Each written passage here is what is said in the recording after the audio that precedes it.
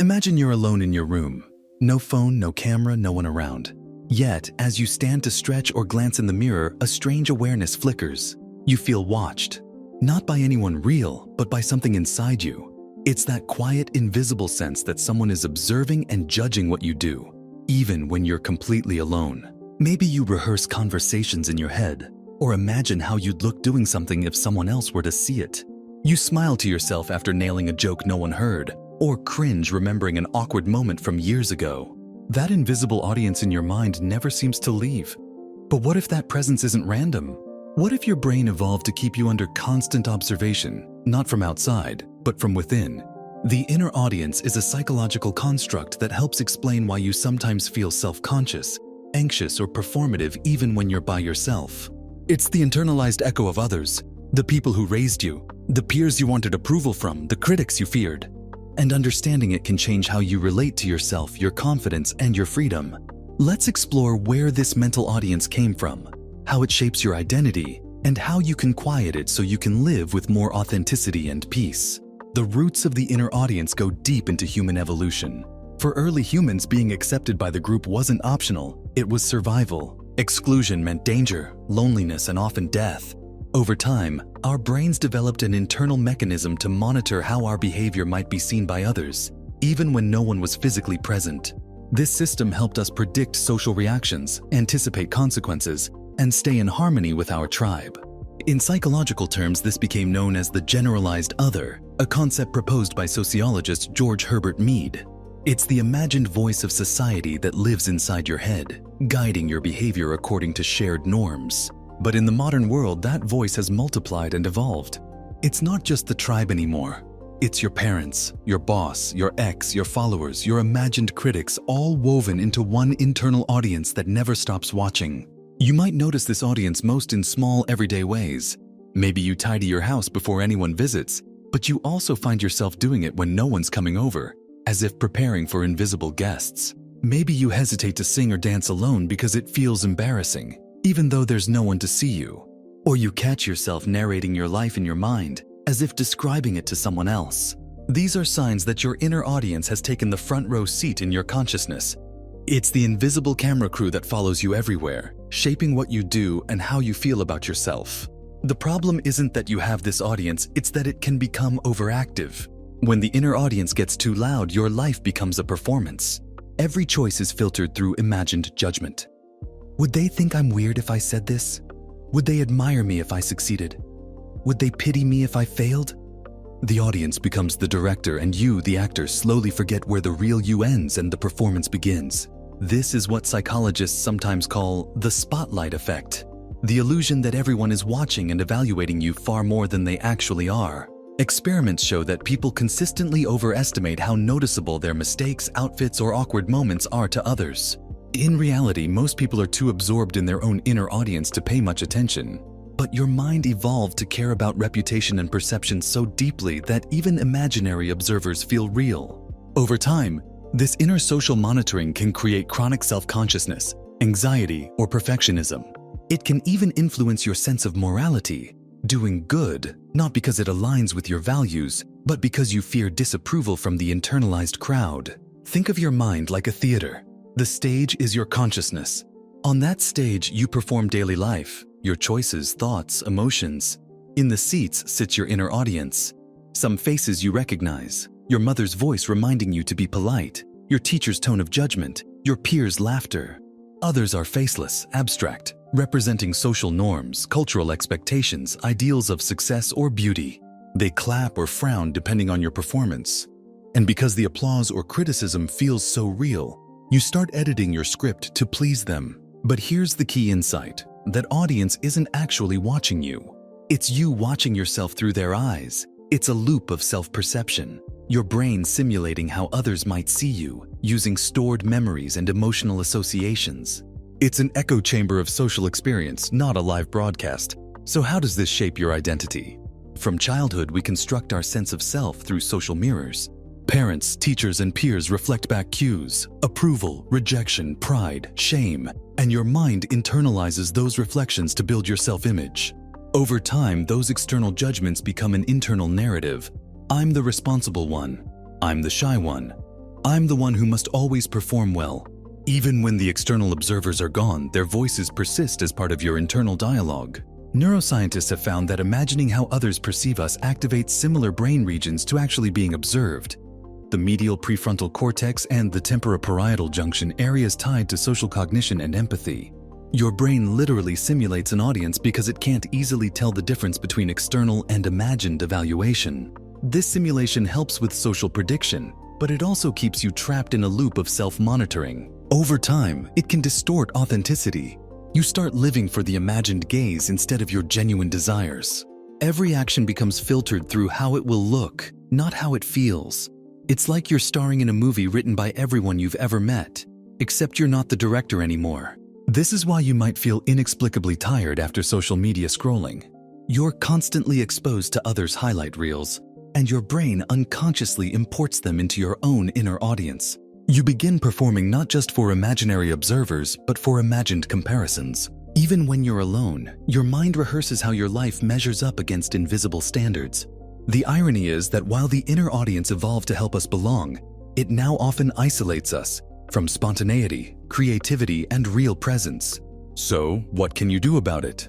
The goal isn't to kill the inner audience, it's to understand and recalibrate it. You need it. It's the part of you that guides empathy, manners, and moral reasoning, but it must be balanced. The first step is awareness. Start by noticing moments when you feel observed while alone. Ask yourself, who am I imagining right now? Sometimes you'll realize it's the voice of a parent, a teacher, or even an idealized version of yourself. Label it. Giving your inner audience characters or names helps you externalize them, turning vague judgment into something concrete. For instance, you might notice the perfectionist critic watching your work or the parent figure judging your decisions. By identifying them, you reduce their invisible power. The second step is to practice private authenticity. Do something small that's just for you. Sing in the shower, dance in your room, write a messy journal entry, and consciously remind yourself that no one is watching. Your brain needs proof that unobserved life is safe and real. Over time, these private acts retrain your nervous system to relax the performative tension. Another powerful exercise is mental decentering. When self-critical thoughts appear, everyone will think I look ridiculous. Pause and imagine them as lines spoken by the inner audience, not by you. Say to yourself, that's the audience talking, not me. This simple reframing helps you see that your mind is generating simulations, not truth. You can acknowledge the audience without obeying it. Finally, practice solitude without performance. In a world of constant visibility, status updates, selfies, notifications, your brain rarely experiences true privacy. Set aside time to be intentionally unseen. No photos, no sharing, no narration, just presence. At first, it feels uncomfortable, even meaningless. But slowly you rediscover a self that exists independently of the gaze, a quiet, unobserved self that doesn't need validation to feel real. That's the beginning of true freedom. There's also a deeper level to quieting the inner audience, understanding what it's trying to protect. The reason it exists isn't malicious. It's a guardian built out of fear. The fear of rejection, of embarrassment, of being misunderstood or excluded.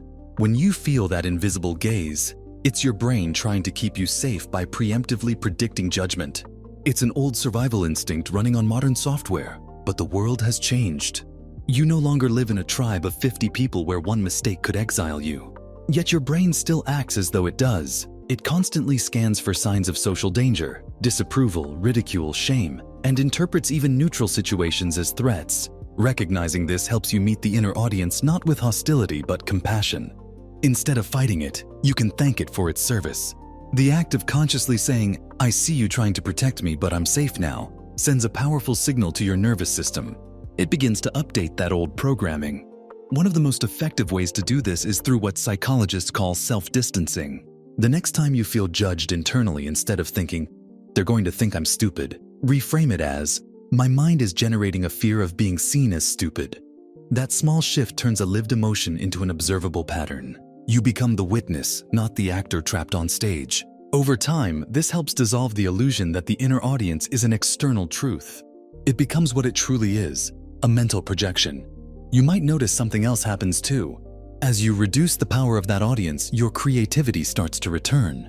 You take more risks, express yourself more freely, and rediscover the joy of doing things for their own sake. Children are great examples of this.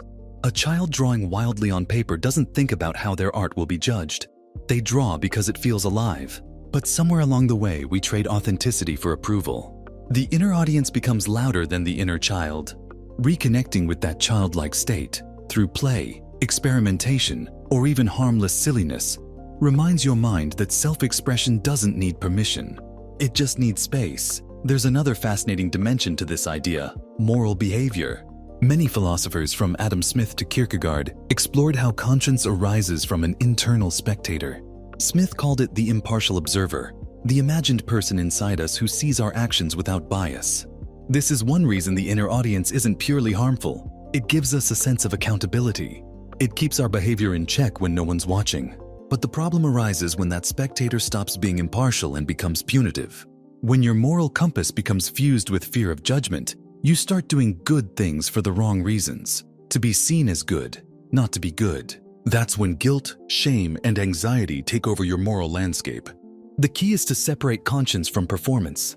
Ask yourself, if no one were watching, not even my imagined audience, would I still choose this action? This question cuts straight through social conditioning and reveals authentic values. It's a small but powerful test of integrity, freeing you from moral perfectionism driven by fear of disapproval. Philosophically, this is the shift from external validation to internal alignment. When your sense of self-worth depends on how others, real or imagined, see you, you become fragile, reactive, and easily manipulated. But when your worth comes from alignment with your own principles, you become grounded. The inner audience quiets, not because it's gone, but because it's replaced by something steadier: self-trust. Building self-trust takes practice. One method is through small promises.